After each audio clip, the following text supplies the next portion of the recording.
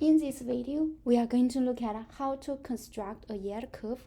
Yield curve is a very important concept, as it has been found that when there is an inverted yield curve, it's very likely to have a recession in the near future. So let's look at how to plot a yield curve. So first, let's go to St. Louis Federal Reserve database. So we just type this on the browser, and then you find the first one is the Federal Reserve economic data from the Federal Reserve of St. Louis. Let's click it, and then on this search bar we can just provide the indicator name of these different securities. So for example, for the 1 month security interest rate, we type this, and then you should see this. Let's click on it, and then you'll see the historical data of the interest rate provided by the 1 month treasury security across different time. And for this assignment, we need to download the data over this period. But since we also need to plot the yield curve on August 31st, 2021, so I would suggest you download the data from August 31st, 2021 until August 31st, 2022, so that when you do the yield curve for the second question, you don't need to download the data again. Okay, so on this bar you can find, you can choose the period. So let's use let me just get it again, 2021 August 31st. That's here, August 31st, okay, until 2022 August 31st. Okay, then you click download. Okay, let's download it as Excel. Okay, let me put it just on the desktop.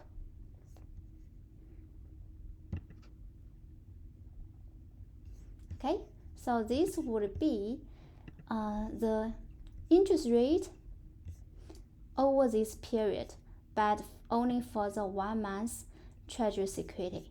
Okay, so we have the interest rate of the 1 month treasury security over this period. And then similarly, you can download the data for other maturities. Okay, just here you can have like change this to 3, and then you find the interest rate for the 3 months treasury security. So similarly here you can just choose the period you want and then click download. So yeah, I will stop here, and similarly you just find the interest rate for the other securities. Okay, so assuming that now I have the interest rate for all the securities. Okay, and I'm going to just use some like fake data. Okay, we have this is the 3 months, and then we also have 6 months, right? And we also have 1 year, 1 year, 2 year, 3 year, 5 year, 7 year, 10 year. And let me just use it as like a 1 year, 3 year, 1 year, 2 year.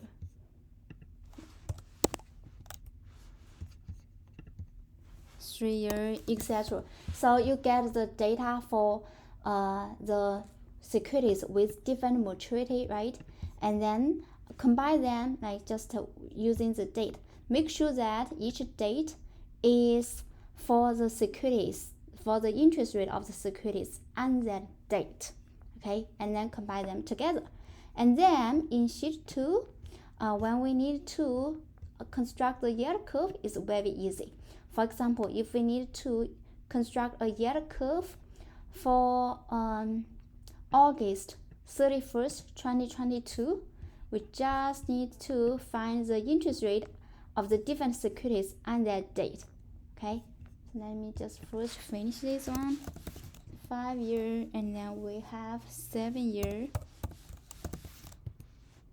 10 year if I don't remember wrong, and then we have 20 year, 30 year. Let me check whether I have enough.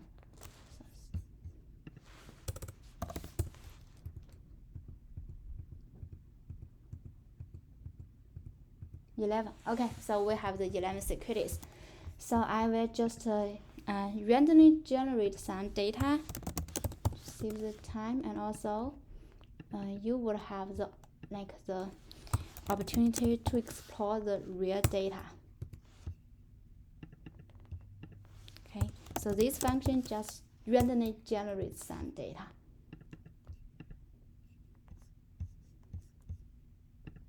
Just drag it until here.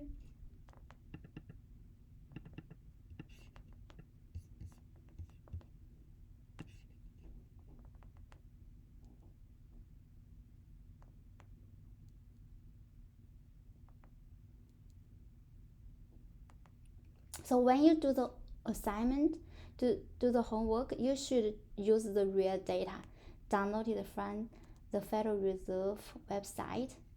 Okay, but now I just want to show you the steps, so I will just use the fake data.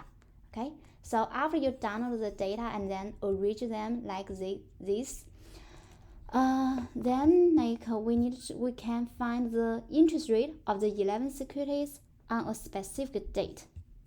Okay, now to make it easier to view, I will just freeze the Excel like this. Okay, so since first we need to get the yield curve on August 31st, 2022. So let's go to the August 31st, 2022. Oh, that's the last date, right? So we just get this on the second sheet. So these are the interest rate we need when we construct the yield curve on that day. Okay, and I also need this. Okay, so you see, since these are random generated data, they actually change every time when I just move the Excel. Okay, but one thing we need to remember is that when we construct the yield curve, we cannot use these things directly because they have actually different gap between each security, right? We need to convert all the securities to the same unit. Let's say convert everything into years. Okay, so on the x-axis we have time to maturity, right? And on the y-axis is the interest rate on that date. Okay, so this is the one. This interest rate is the interest rate for the first for 1 month, right? So that's 1 divided by 12. Okay, and this is for the 3 months. That's 1 divided by 4, and this is 0.5, right? And this is 1 year, 2 years, 3 years, 5 years, 7 years, 10 years, 20 years, 30 years. Okay, and then I have all the data for the plot. Okay, I will just select all of them. Okay, and then go to insert. So here, let's see, some lines I would like to use this kind of line to show the trend and also the data points. Okay, and because these data are randomly generated, you find they don't have any pattern, right? And the first data point here corresponds to the first observation. That's for the 1 month time to maturity security, right? And the second one is 3 months to maturity. Okay, and you see this, the last data point corresponds to 30 years time to maturity. And if you are unhappy with the range of the x-axis, you can do something. Okay, let's format axis. So here you see the maximum is 35. That's why here it shows 35. We can change it to 30 since 35 is not useful, right? Then you see it comes to 30. Okay, and then we can also just, because this is not very clear about what these are, so we can change this to yield curve on this date, right? And we can we can indicate that the x-axis is time to maturity. So in that case, we go to here, x-axis title, we have the primary horizon. So here we can type time to maturity, and the unit is in years. So we can indicate it like this. Similarly, we can have the vertical title. So this would be the interest rate.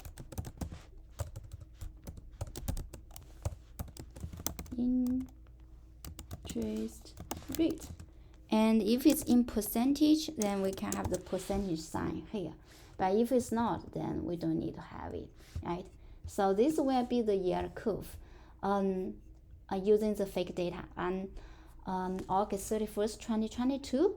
So you also need to get the yield curve on August 31st, 2021. In that case, that will be very similar. First, you go to the interest rate on that date, and that is here, right? The very beginning of the data set. And then you get this one, and then you put it here, and similarly, you get the time to maturity for these securities, right? And then you can just do the plot. That's very similar to what we had, right? Okay, now let's look at question 3. So for question 3, you need to determine, just choose any date of the Federal Open Market Committee policy statement. Okay, so first we need to go to the Fed website to find out any dates there is a Fed meeting. Okay, I will just search this on the browser. Okay, and then you see this is the Fed website, right? It's Federal Reserve. Okay, so yeah, and then we get it onto this page, and then you see this is some introduction about this committee. Let's go to meeting candidates and information. So on this website, you will find a lot of information, historical information about the Fed meetings, right? So you see in 2022, the Fed already has like several meetings, right?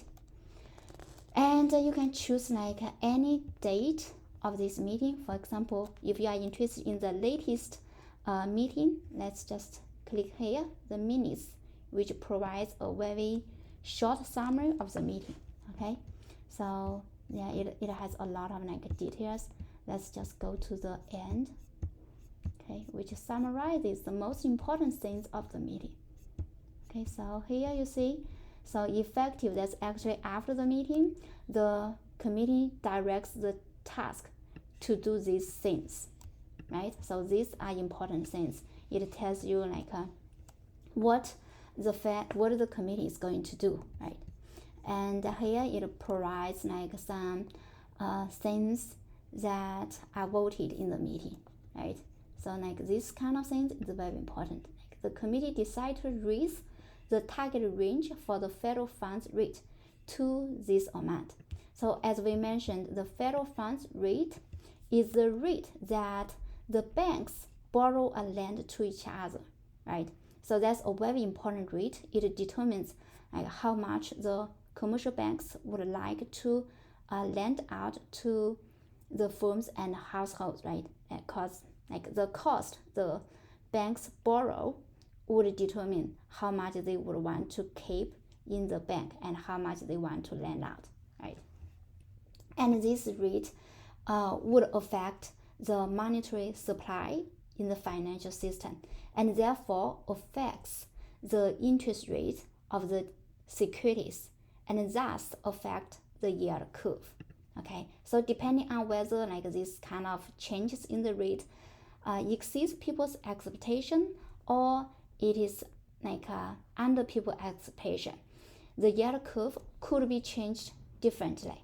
Okay, so for example, like this, after you read like the main information provided by this meeting, you can find out how the yield curve would change before and after the meeting. Okay, so you know, like normally like on the day the meeting is over, the market would react to the recent news. Okay, like this one, the meeting ends on November 2nd. Okay, so on November 2nd, the market would know what is going to be expected in the future, what the Fed is going to do. And therefore, on November 2nd, the market would react to this. And the yield curve could change due to people's changes in the perspective. Okay, so therefore we can compare the yield curve on November 1st, that's before the meeting, and on November 2nd, that's on the meeting. Okay, and then we just go to the first sheet and get the data on those 2 dates, right? So on November 1st, so we have these days, that's before the meeting, and on November 2nd, we have these numbers for the interest rate, right? So we need the data on these 2. Let's have a new Excel sheet. Okay, I see. I need to specify all the columns. Okay, and then I'll get the time to maturity from this previous sheet since they are the same. Okay, so this is time to maturity. Now we need to, like the question asked, get 2 yield curves, right? So we can do them like just in one figure to make the comparison easier. Okay, let's do it. I will choose all the data and then click insert, click here. Okay, so now you can see like the differences between these 2 dates very easily. Of course, because the data I'm using is fake, it does not show like the right comparison. But if you use real data, you might find some very interesting findings. So for this question, getting the yield curve is the first step.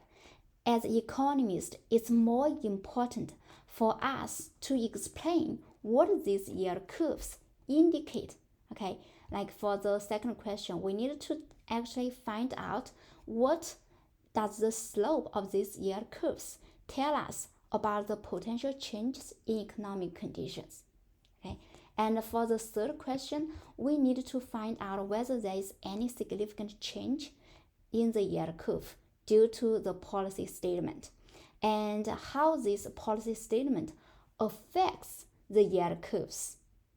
Okay, so interpretation is more important, and you also, after you get the yield curve, you also need to comment on like what the information of these yield curves contains.